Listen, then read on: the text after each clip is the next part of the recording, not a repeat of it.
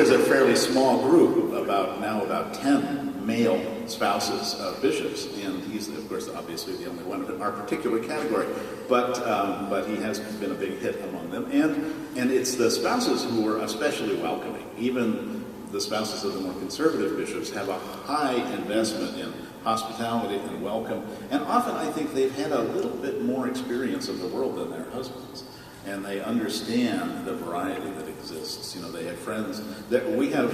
One of the things that struck me is how many spouses have come to Rob and said, well, we were way ahead of our husbands on this issue because of our gay children or grandchildren or nieces and nephews, and our husbands had a hard time getting their minds around category differences that they just couldn't manage, and yet we understand that human experience is more complicated than that.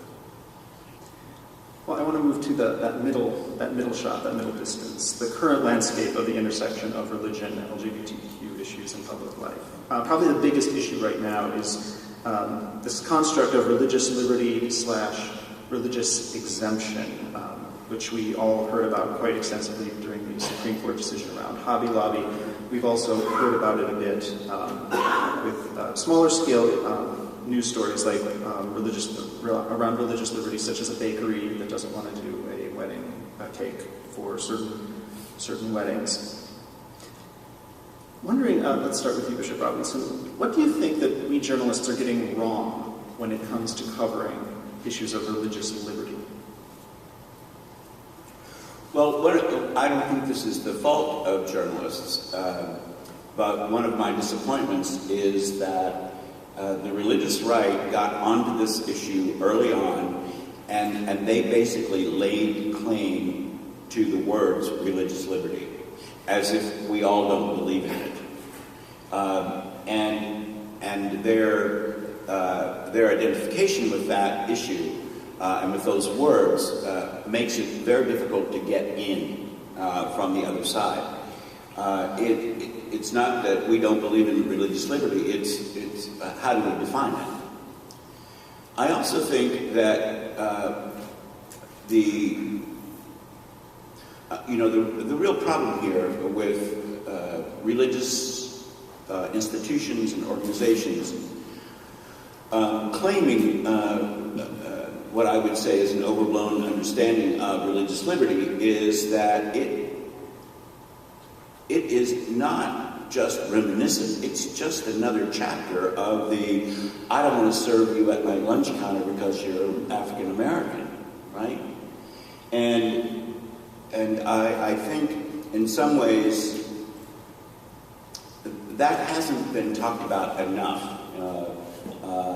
by journalists or by the people that they've been interviewing. This is a very, very slippery slope, and we've been down it before. And so these cases that at first blush they seem a little bit silly, right? Like, oh, you don't want to bake my wedding cake? Well, you know what? If you feel that way about me, I wouldn't want you baking my wedding cake or taking my photographs or whatever. But very quickly you understand that there's something really huge here. And there is also something, from my perspective as a religious person, totally profane and sacrilegious about religious people arguing for the right to discriminate. I mean, that's just, it's like an oxymoron, right? Every religion in the world, every faith tradition talks about an ever more inclusive, ever more open, ever more loving God, however described, not as one that is continuing to narrow by virtue of the kind of judgments that they bring. So I would say that one of the ways that I think the media is letting us down is underreporting the story of religious people who don't want this kind of religious liberty. In fact, are adamantly opposed to it. and see it for the Trojan horse that it is. And Bishop Erwin, what do you think we are getting wrong about this story? Really, pretty much, I would say the same thing. I see this as an assault on the idea of pluralism, that we live together in a mixed society, especially on the economic plane, where in theory businesses are public engagement. If you want only to do business with people who are of the same mind as you have to close your community. And in a sense, we do have some precedent in American society for religious communities shutting themselves off from the mainstream and focusing only on themselves, small groups, of course. But this is a way of trying to impose that on the larger open society, and it really violates the American social contract, quite apart from any religious principles, but it also goes against the law of charity, which is at the basis of our religious convictions as well, that to love God is to love the neighbor. Means not making invidious distinctions among your neighbors in ordinary transactions that are not in and of themselves religious. I think this carries through the whole spectrum of those things, including the provision of health care, that you simply don't restrict what your neighbor can do on the basis of your own beliefs. That's a foreign principle. And I do think that there are enough of us who feel that way, but that opinion doesn't get amplified in the same way that the angry exclusive opinion tends to. Of course, it's more dramatic and in some ways more embarrassing. It makes people happy. What do you mean more embarrassing?